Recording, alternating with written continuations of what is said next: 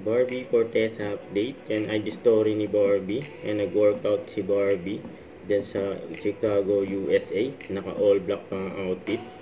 Alam niyo na kung bakit tinakpan ni Barbie yung cellphone niya. Ito, tinanggat din si Barbie ng Sparkle. Wagi siya sa 27 gawad pasado bilang pinakapasadong actress sa television sa pagganap niya sa Pulang Araw bilang Adelina. Saka ito pa. Ayan namasyal sila Barbie. Kasama niya yung ate niya, si Ate Abby, si Kuya Ben, saka pamangkin niya si Lucian. Ang bis pa nga tumakbo.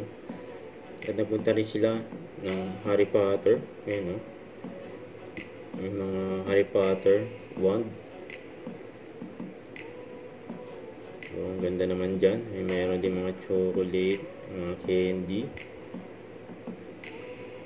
May nag-enjoy dyan si Barbie. Kasama niya.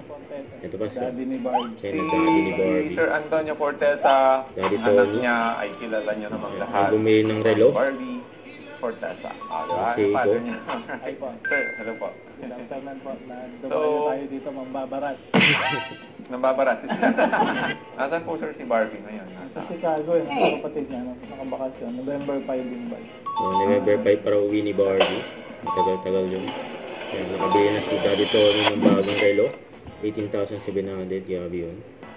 Saka ito, post na Aaron Quitoles. Sabi niya, late post updating with the beautiful Miss Barbie Fortesa in a costume made. Ayan, no? Ganda.